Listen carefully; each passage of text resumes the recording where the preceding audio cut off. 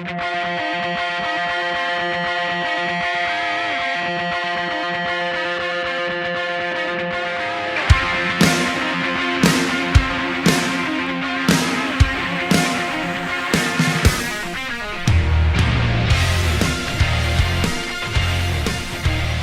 there everybody, and welcome back to another episode of Northwest Craftsman. If you've ever wondered how to get a more weathered wood look on some of your projects, you'll understand how difficult it is to find a good solution.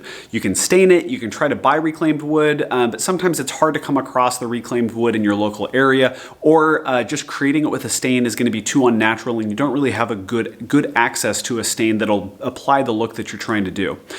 Recently, I had a project that I was trying to do this on, and I found a really cool solution to do that, no pun intended, and it's called an ebonizing solution. Essentially, you can turn something like this into something like this, and I'm going to show you guys how to do that. All right, let's get going. Alrighty, so to make your own ebonizing solution, you're only going to need three things, which include some plain old distilled white vinegar, some quadruple zero or ultrafine steel wool, and then a container to mix it all together. Now for my ebonizing solution, you basically just put this in, and I filled it up to a pint, which was about halfway up, so pint on this guy, and then I let it sit overnight. Now what it's doing is it's creating not rust like you've seen in some other cases, or like I expected to happen with the steel wool. I was expecting the vinegar to rust it, but what you're actually making is iron acetate, and the iron acetate interacts with the tannins that are in wood, which causes it to give it to have more of an aged finish to it, or an aged look. Now the problem is that depending on the type of wood that you're using, it will vary how many tannins or what the concentration of tannins are in the wood.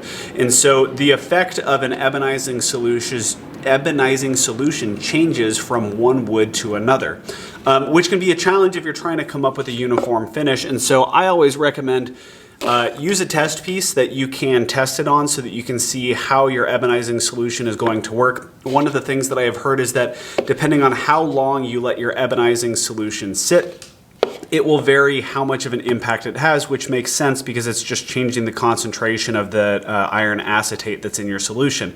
Now, what caught me off guard about this is that I was expecting kind of a murky solution that was kind of rusty colored.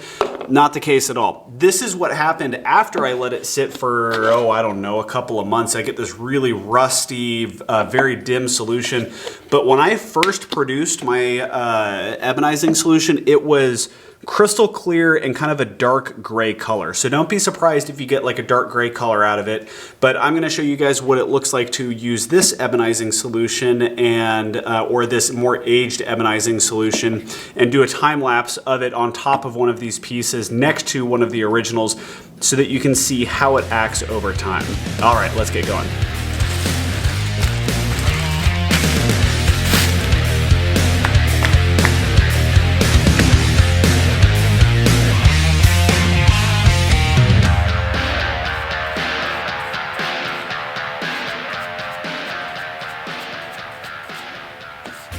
Alrighty, so with that guy now coated, you can see this is the original and this is the old one. You can actually already see the ebonizing solution getting to work, and it does have a little bit of the reddish hue from the rust.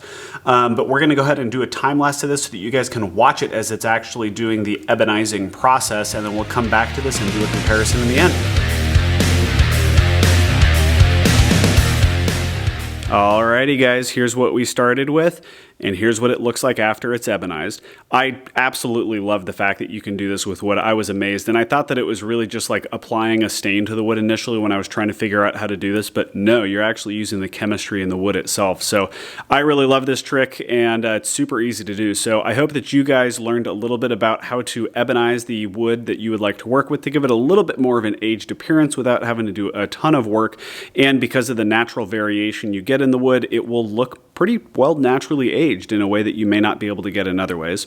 If you have any questions, go ahead and leave it in the comment section down below. And if you like the kind of videos we're producing here at Northwest Craftsman, go ahead and give the video a thumbs up and subscribe to the channel, and make sure not to cut your thumb like I do. So anyways, have a great one, everybody. Happy woodworking. See you next time. Bye.